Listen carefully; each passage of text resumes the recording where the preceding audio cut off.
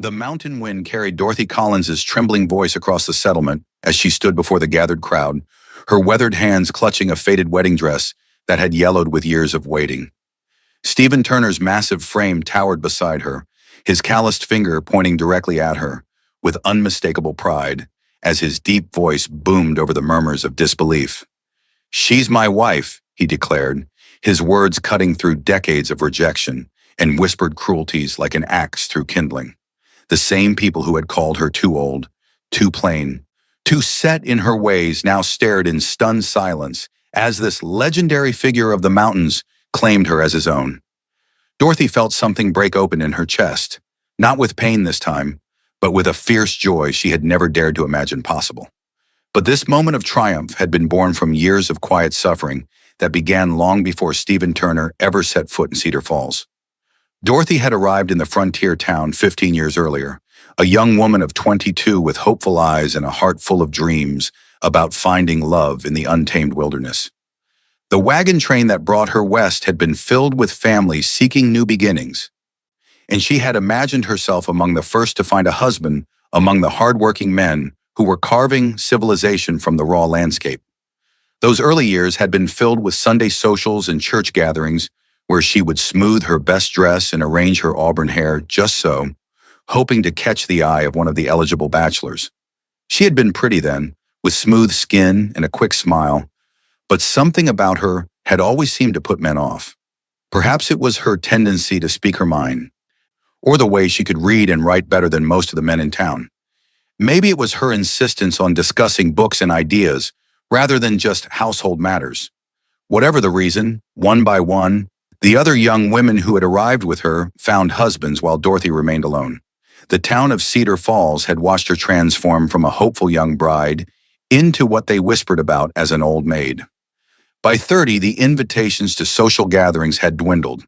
By 35, people spoke to her with the pitying tone reserved for those who had missed their chance at happiness. Now, at 37, she had become invisible to most of the town's residents, existing on the margins of a community that valued women primarily for their ability to bear children and tend to households.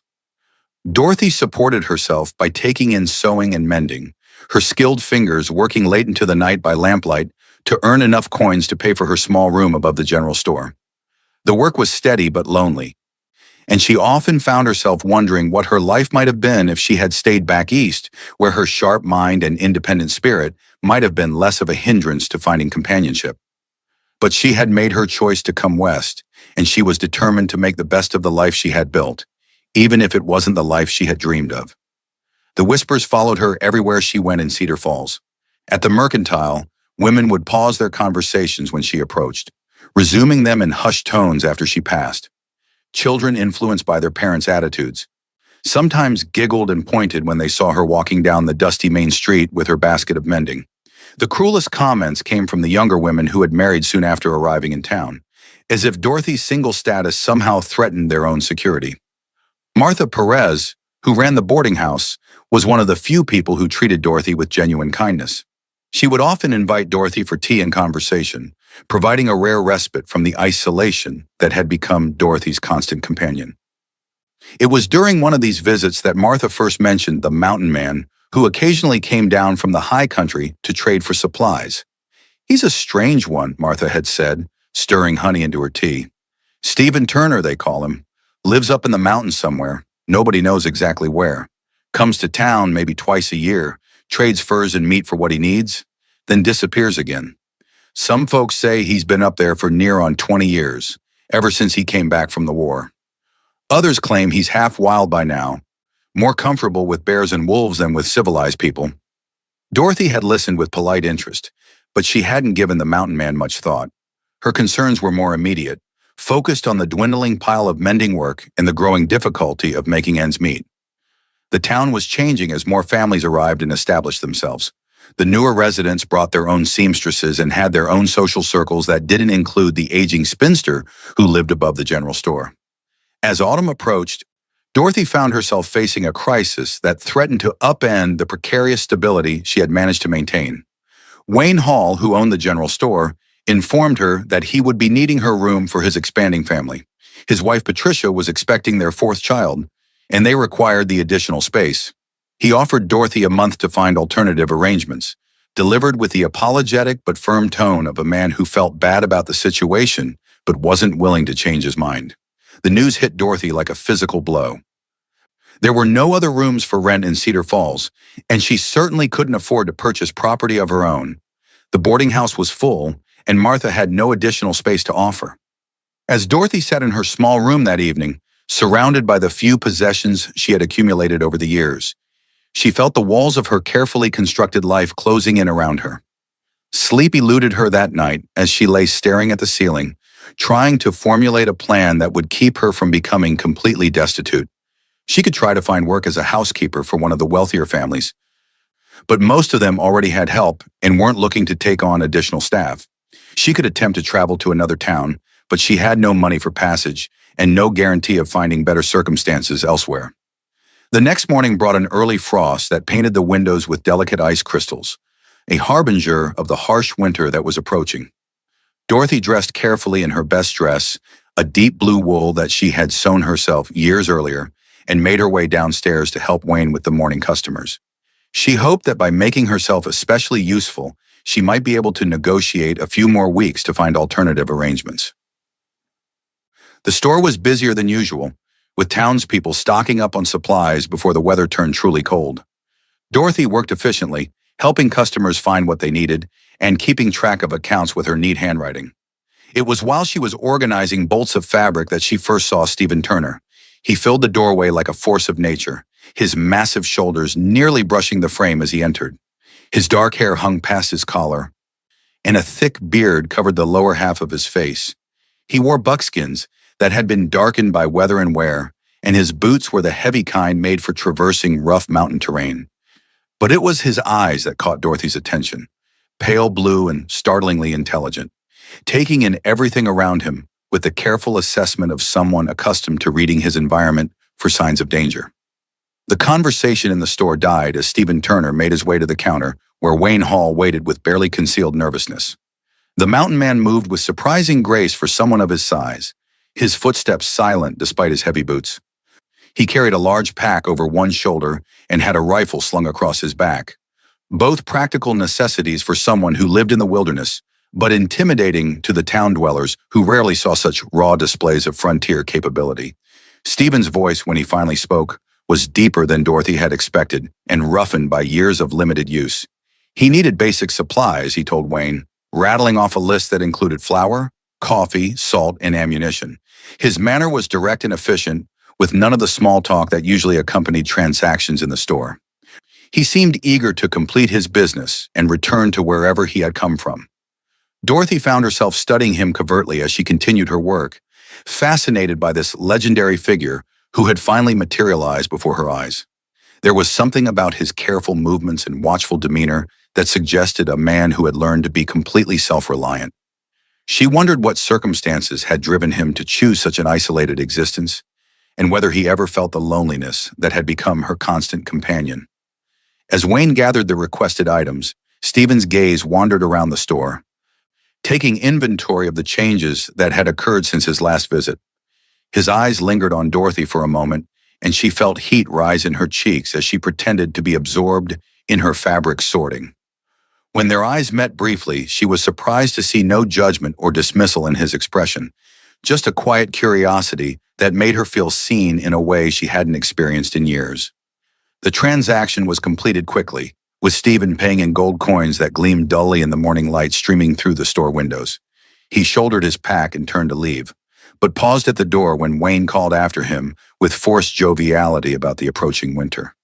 Stephen's response was characteristically brief, mentioning that the signs pointed to an early and harsh season before he disappeared into the street. Dorothy watched through the window as he loaded his supplies onto a sturdy pack mule and led the animal toward the edge of town. Within minutes, he had vanished into the tree line as completely as if he had never existed, leaving behind only the lingering scent of wood smoke and pine that had clung to his clothing. The encounter stayed with Dorothy throughout the day, providing a welcome distraction from her housing crisis. There had been something almost mythical about Stephen Turner's presence, as if a character from one of the adventure novels she sometimes read had stepped into the mundane reality of her daily life. She found herself wondering about his solitary existence in the mountains, imagining the cabin where he must live, and the daily routines that structured his isolated life. That evening, as she sat mending a torn shirt by lamplight, Dorothy allowed herself to indulge in fantasies about what it might be like to live free from the constant scrutiny and judgment of town life. The idea of existing beyond the reach of whispered comments and pitying looks held an appeal that surprised her with its intensity. She had always assumed that civilization, however imperfect, was preferable to the dangers and hardships of wilderness living. But Stephen Turner's quiet confidence had planted seeds of doubt about that assumption. The next few days passed in a blur of increasingly desperate attempts to secure housing. Dorothy approached every family in town that might have need of a housekeeper or seamstress, but found no takers. The few offers she received were insulting in their terms, clearly taking advantage of her vulnerable position.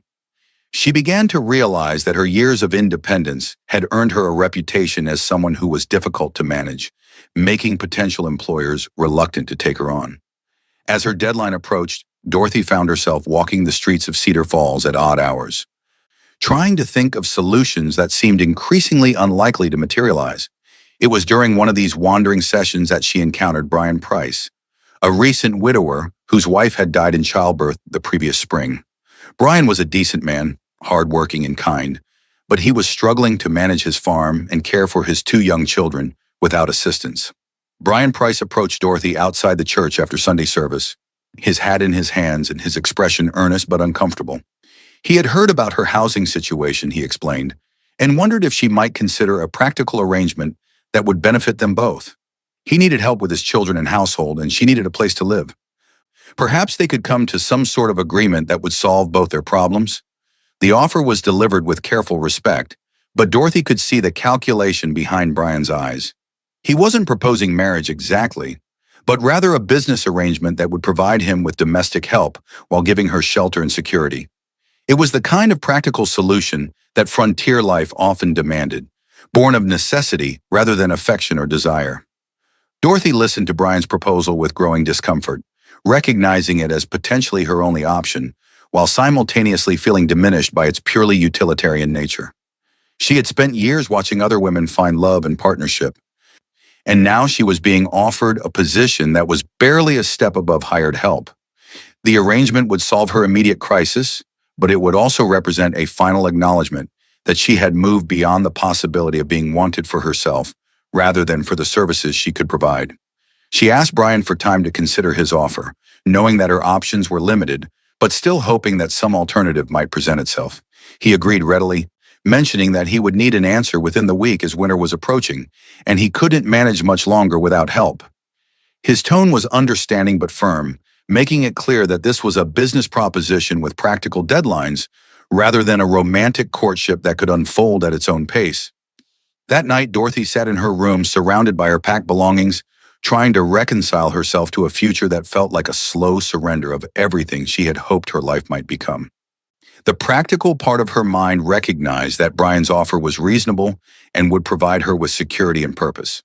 The romantic part of her heart, however, rebelled against the idea of entering into such a bloodless arrangement, even as she acknowledged that her chances of finding anything better were virtually non-existent. The next morning brought news that changed everything. Martha Perez arrived at the general store in a state of unusual excitement, carrying gossip that had the power to transform Dorothy's understanding of her situation. Stephen Turner had been seen in town again, which was highly unusual given that he had just been there a few days earlier. Even more surprising, he had been asking questions about Dorothy specifically, inquiring about her circumstances and availability. The news sent a ripple of speculation through the small community, with various theories emerging about the mountain man's sudden interest in the town's most confirmed spinster. Some suggested that he needed domestic help and had heard about Dorothy's skills with cooking and sewing. Others wondered if his isolation had finally driven him to seek companionship, regardless of conventional standards of desirability. The more cynical voices suggested that he was simply looking for someone desperate enough to accept whatever arrangement he might propose. Dorothy felt a mixture of hope and trepidation as she absorbed this information. The idea that Stephen Turner had been thinking about her was both thrilling and terrifying, opening up possibilities she hadn't dared to consider while simultaneously exposing her to potential humiliation if his interest proved to be less significant than the gossips were suggesting. She tried to maintain her composure as she went about her daily tasks, but found her attention constantly drifting to the store's windows as she watched for any sign of the mountain man's return. Her vigil was rewarded late in the afternoon when Stephen Turner appeared once again in the doorway of the general store. This time, however, his manner was different. Instead of the purely businesslike demeanor he had displayed during his previous visit, there was something more purposeful about his presence. He nodded to Wayne Hall, but made his way directly to where Dorothy was working, his pale blue eyes fixed on her with an intensity that made her hands tremble as she tried to continue folding fabric. When Stephen spoke, his voice was quieter than before, pitched for her ears alone despite the fact that everyone in the store was straining to hear what he might say. He had heard about her situation, he told her, and wondered if she might be interested in discussing a proposition that could benefit them both. His choice of words was careful and respectful, but there was something in his tone that suggested this was more than a simple business arrangement. Dorothy's heart hammered against her ribs as Stephen Turner continued speaking in his low, measured voice. He explained that he had been living alone in the mountains for many years and had recently begun to feel the weight of that solitude.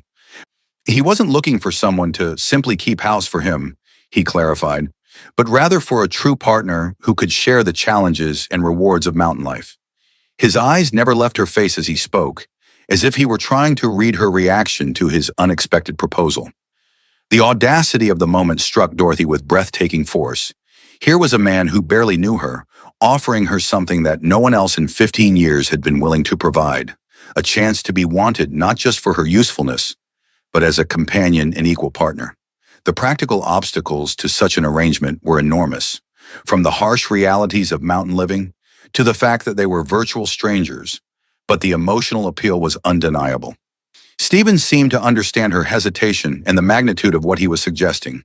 He told her that he owned a substantial cabin with good land, that he could provide for her comfort and safety, and that he would give her time to adjust to the dramatic change such a move would represent.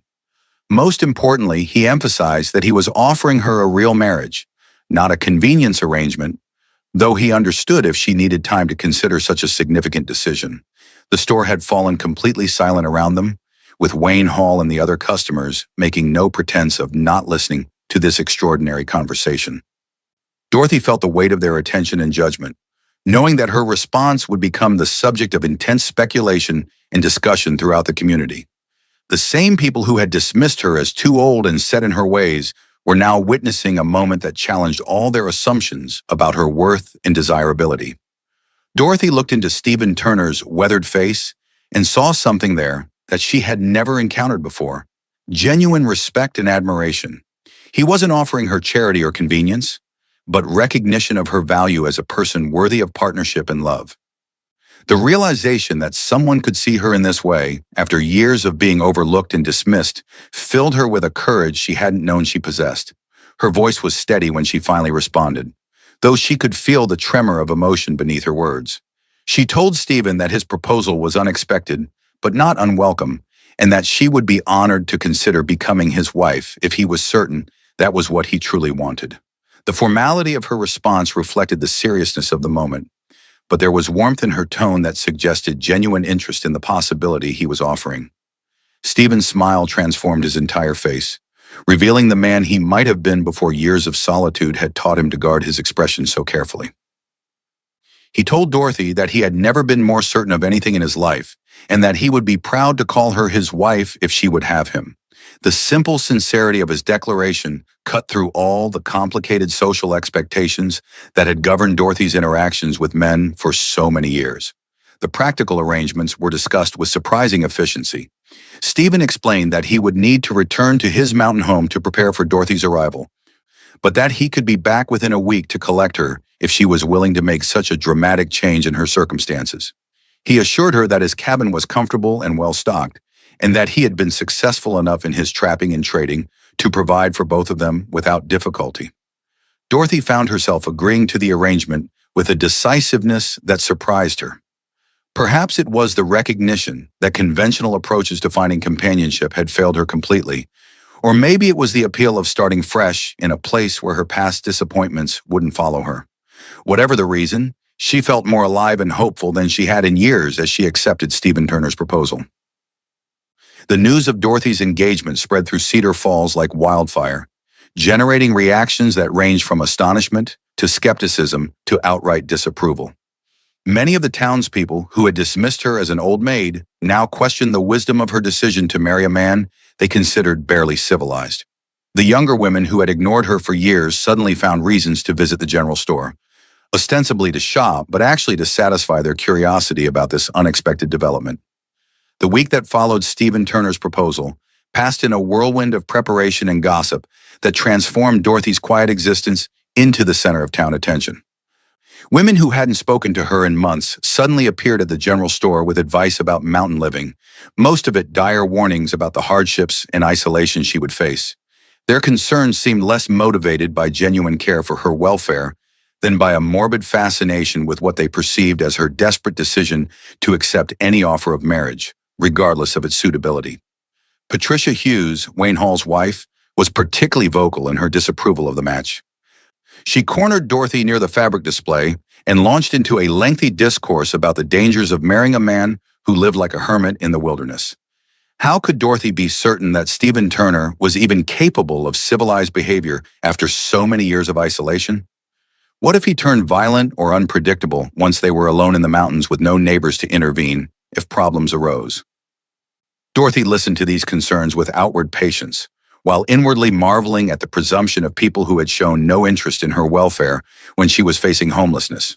She responded to Patricia's warnings with quiet dignity, pointing out that Stephen had shown her nothing but respect and consideration during their brief acquaintance. His reputation in town, while mysterious, included no stories of violence or unpredictable behavior, only accounts of a man who preferred solitude to society. The most hurtful comments came from Cheryl Jones, a woman Dorothy's age who had married a prosperous merchant and seemed to take personal offense at Dorothy's sudden change in fortune. Cheryl made pointed remarks about women who were so desperate for marriage that they would accept proposals from complete strangers, suggesting that Dorothy was making a fool of herself by believing that such an arrangement could lead to genuine happiness. These criticisms stung because they echoed Dorothy's own private fears about the wisdom of her decision. She barely knew Stephen Turner beyond their brief encounters, and the life he was offering her would be completely different from anything she had ever experienced. The practical challenges of adapting to mountain living were daunting enough without considering the emotional risks of binding herself to a man who might prove to be incompatible with her nature and needs. But whenever doubt began to overwhelm her, Dorothy reminded herself of the alternatives she faced.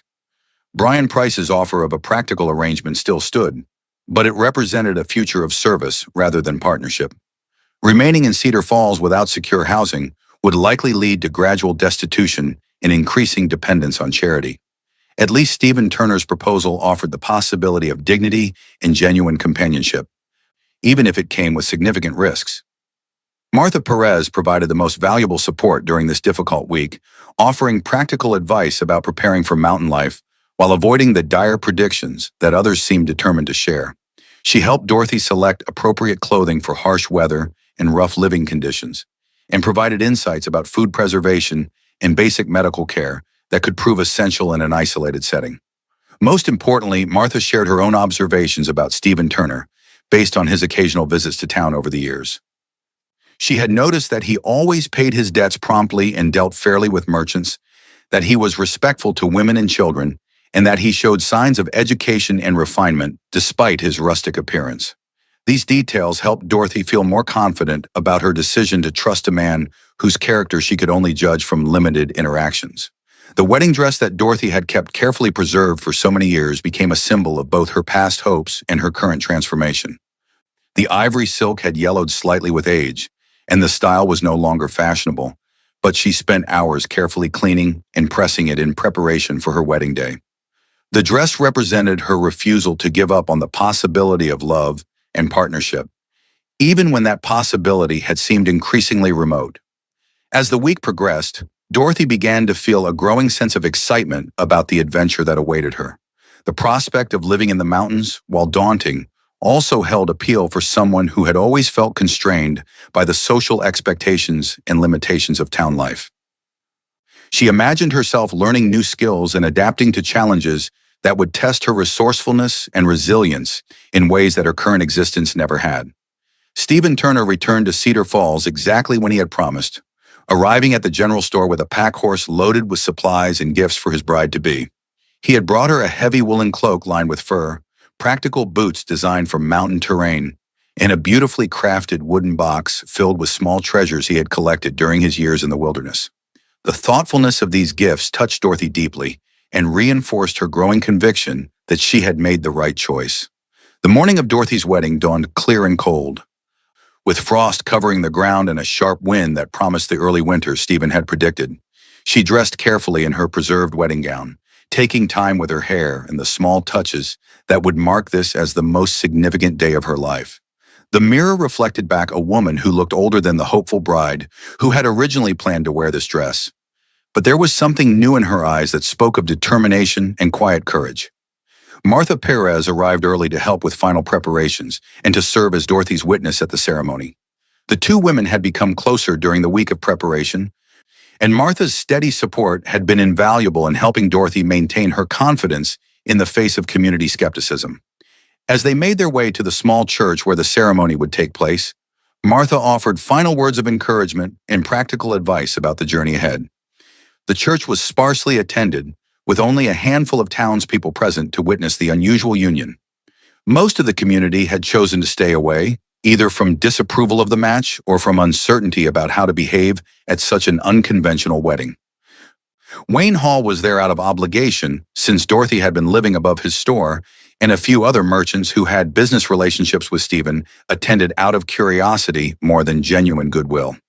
Stephen Turner stood waiting at the altar in clothes that were clearly his best, though still more suited to frontier life than formal occasions. He had trimmed his beard and tied back his long hair, making an effort to present himself appropriately for the solemnity of the occasion. When Dorothy entered the church, his face lit up with unmistakable pride and pleasure, as if she were the most beautiful bride he had ever seen, rather than a woman past her prime in a yellow dress. The ceremony itself was brief and simple, conducted by Pastor David Morales, who had agreed to perform the service despite his own reservations about the match. The traditional words took on special meaning as Dorothy and Stephen exchanged vows, promising to love and support each other through whatever challenges their unusual life together might bring. When Stephen slipped a simple gold band onto Dorothy's finger, she felt a sense of completion that she had never expected to experience. The moment that would become legend in Cedar Falls occurred immediately after the ceremony, as the small wedding party emerged from the church into the crisp morning air. A group of townspeople had gathered outside, drawn by curiosity about the proceedings and eager to witness the conclusion of what many considered a spectacle rather than a genuine celebration. Their faces showed a mixture of amusement, skepticism, and barely concealed cruelty as they waited to see how the newly married couple would handle their scrutiny. It was Cheryl Jones who voiced what many of the onlookers were thinking, her voice carrying clearly across the churchyard as she made a comment about women who were so desperate for marriage that they would accept any man willing to have them. Her words were designed to wound, to reduce Dorothy's moment of triumph to an object of pity and ridicule. The crowd stirred with uncomfortable laughter, recognizing the cruelty of the comment, but unwilling to challenge it directly. Stephen Turner's response was immediate and decisive. He stepped forward, his impressive frame commanding attention, as he positioned himself protectively beside his new wife. His voice, when he spoke, carried the authority of a man accustomed to being heard and obeyed, cutting through the murmurs and whispers of the crowd like a blade through silk. The words he chose were simple but devastating in their impact, delivered with a pride and conviction that brooked no argument or contradiction. "She's my wife," Stephen declared, his finger pointing directly at Dorothy with unmistakable possessiveness and pride. The statement was both a claim and a challenge, daring anyone present to question his choice or to suggest that Dorothy was anything less than worthy of his devotion. His tone made it clear that he considered himself the fortunate one in this arrangement, that he had won a prize rather than settled for a consolation. The effect of Stephen's declaration on the gathered crowd was immediate and profound. The same people who had spent years dismissing Dorothy as too old and too set in her ways suddenly found themselves confronted with a man who saw her as valuable and desirable. The laughter died away, replaced by an uncomfortable silence as the townspeople struggled to reconcile their preconceptions with the evidence of genuine pride and affection they were witnessing. Dorothy felt the power of Stephen's declaration wash over her like a warm tide, erasing years of accumulated hurt and rejection in a single transformative moment.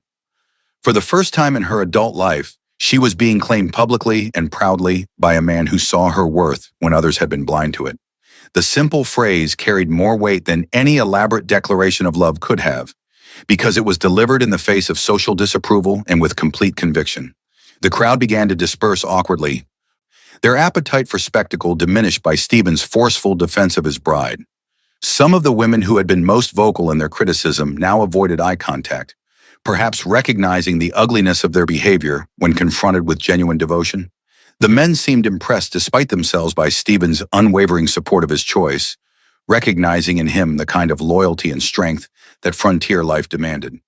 As the townspeople drifted away, Stephen turned his full attention to Dorothy, his weathered face soft with tenderness as he helped her into the wagon that would carry them to their new life together. His movements were gentle and protective, treating her with the care due to something precious rather than the resigned acceptance she had expected from a marriage of convenience. The contrast between his fierce defense of her in public and his tender consideration in private revealed depths to his character that she was only beginning to understand. The journey to Stephen's mountain home took most of the day, following rough trails that climbed steadily away from the settled valley where Cedar Falls lay. Dorothy found herself fascinated by the changing landscape as they traveled higher into the wilderness, leaving behind the familiar sights and sounds of civilization for something wilder and more elemental. The air grew thinner and cleaner, carrying scents of pine and snow that spoke of the harsh but beautiful environment that would be her new home. Stephen proved to be a thoughtful traveling companion, pointing out landmarks and sharing stories about the country they were passing through. He had an intimate knowledge of the terrain that spoke of years spent learning every trail and hidden valley, and his obvious love for this harsh landscape helped Dorothy begin to understand what had drawn him to such an isolated existence. There was a peace in his manner as they climbed higher that suggested he was returning to a place where he truly belonged. As afternoon faded toward evening, they reached a high meadow where Stephen's cabin stood in a grove of ancient pines. The structure was larger and more substantial than Dorothy had expected, built from massive logs and designed to withstand the fierce storms that must sweep through the mountains during winter months. Smoke rose from the stone chimney, and warm light glowed in the windows, creating an image of welcome and security that eased some of Dorothy's anxiety about her new surroundings. The interior of the cabin revealed Stephen to be a man of unexpected refinement and skill. The furniture was handmade but well-crafted, and the rooms were clean and organized with military precision. Books lined shelves built into the walls, and Dorothy was surprised to recognize several titles that she had read and enjoyed. The kitchen was well-equipped and stocked with supplies that would see them through the coming winter, evidence of the careful planning that mountain life required. Stephen had prepared for Dorothy's arrival with touching attention to detail. The bedroom held a new dresser and mirror, obviously crafted specifically for her use, and the bed was made up with fine linens that must have cost him considerably in trade. Wildflowers filled a vase on the table, their bright colors bringing life and warmth to the rustic interior. Every element of the cabin spoke of a man who had given serious thought to making his bride comfortable and welcome in her new home. As they shared their first meal together as husband and wife, Dorothy began to understand the magnitude of the change she had undertaken. The silence of the mountains was profound after years of town noise, broken only by the wind in the pines and the distant call of night birds. The isolation was complete, with no neighbors within miles and no possibility of casual social interaction. Yet instead of feeling trapped or frightened, Dorothy found herself experiencing a sense of liberation that surprised her with its intensity. Stephen seemed to sense her mixed emotions and made no demands on her attention or affection beyond what she was ready to give. He spoke quietly about practical matters, explaining the routines of mountain life and the preparations they would need to make for winter. His manner was patient and instructive rather than commanding, treating her as a partner whose comfort and understanding were important to their mutual success. The first weeks of Dorothy's marriage unfolded with surprising harmony as she adapted to the rhythms of mountain life. Stephen proved to be an ideal teacher, patient with her mistakes and generous with his praise as she mastered new skills.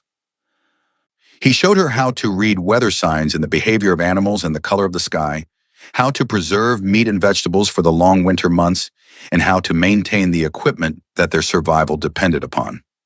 Dorothy discovered reserves of strength and capability that she had never been called upon to use during her years in town. The physical demands of mountain living required her to develop new muscles and endurance, but she found satisfaction in the direct relationship between effort and results that characterized their daily existence. Every task had clear purpose and immediate relevance to their well-being, creating a sense of meaningful contribution that her previous life had lacked. The isolation that she had feared became one of the greatest gifts of her new existence. Free from the constant scrutiny and judgment of town life, Dorothy felt herself relaxing into a more natural version of herself. She could speak her mind without fear of social consequences, pursue her interests without concern for propriety, and develop her relationship with Stephen without the interference of outside opinions and expectations. Stephen revealed himself to be a man of surprising depth and complexity as their acquaintance deepened into genuine companionship. His years of solitude had not made him antisocial, but rather had taught him to value authentic connection over superficial interaction. He listened to Dorothy's thoughts and opinions with genuine interest, treating her intelligence and education as assets rather than impediments to their relationship. The physical aspects of their marriage developed gradually and naturally, without the awkwardness that Dorothy had feared might characterize such an unconventional union. Stephen's consideration and patience allowed her to overcome years of believing herself undesirable, helping her discover a capacity for passion and intimacy that she had thought was beyond her reach. Their growing physical connection deepened the emotional bond between them, creating a foundation of trust and mutual satisfaction that strengthened with each passing day. As winter closed in around their mountain home, Dorothy found herself experiencing a contentment that she had never imagined possible. The harsh weather that would have been a hardship in town became an adventure when shared with someone who understood and appreciated the challenges it presented. She learned to find beauty in the stark landscapes of snow and ice, to appreciate the coziness of their cabin when storms raged outside, and to value the deep intimacy that developed between two people who depended completely on each other for companionship and support. The spring thaw brought their first test as a married couple when Stephen announced that it was time to make their annual trip to Cedar Falls for supplies and trade. Dorothy felt a mixture of anticipation and anxiety about returning to the town where she had experienced so much rejection and disappointment. She wondered how the people who had dismissed her would react to seeing her again, transformed by months of mountain living and secure in her marriage to a man who clearly valued and protected her. Stephen seemed to understand her concerns without needing them voiced explicitly. He assured her that they would conduct their business efficiently and return to the mountains as quickly as possible. But he also made it clear that he was proud to have her as his wife and would not tolerate any disrespect from the townspeople. His quiet confidence helped bolster Dorothy's courage as they prepared for the journey down from their mountain sanctuary. The couple that arrived in Cedar Falls that spring bore little resemblance to the desperate spinster and mysterious mountain man who had left the previous autumn. Dorothy carried herself with new confidence and authority, her face glowing with health and happiness that made her appear years younger than when she had departed. Stephen remained as imposing as ever, but there was a satisfaction and contentment about him that spoke of a man who had found what he had been searching for. The townspeople's reaction to their return was a mixture of curiosity, surprise, and grudging respect. The women who had predicted disaster for Dorothy's marriage were forced to confront evidence that contradicted their expectations, while the men found themselves impressed by Stephen's obvious satisfaction with his choice of bride.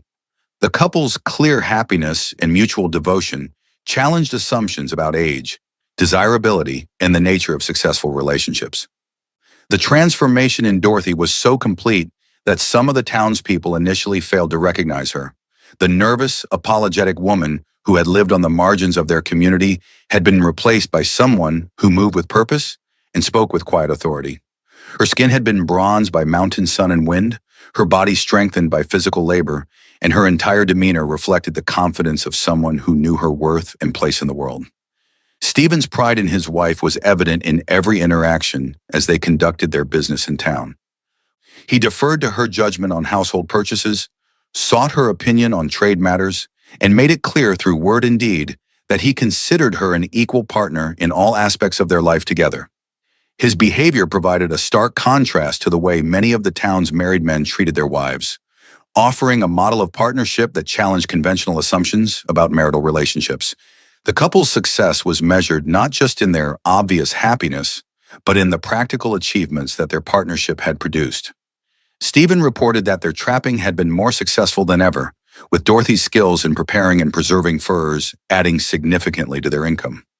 She had also established a garden that promised to reduce their dependence on purchased supplies, demonstrating an adaptability and resourcefulness that impressed even their former critics. Martha Perez was among the first to welcome Dorothy back, her genuine pleasure at her friend's transformation evident in every word and gesture. She marveled at the changes in Dorothy's appearance and demeanor, noting that marriage and mountain living had brought out qualities that had been hidden during her years of disappointment and rejection in town. Their reunion provided Dorothy with an opportunity to share some of the details of her new life while maintaining appropriate privacy about the intimate aspects of her marriage. The most significant test of the couple's standing in the community came when they attended Sunday service at the church where they had been married. Dorothy wore a simple but well-made dress that Stephen had purchased for her, and her appearance drew admiring glances from women who had previously dismissed her as hopelessly unfashionable. Stephen's presence beside her in the pew commanded respect from men who had once questioned the wisdom of his choice.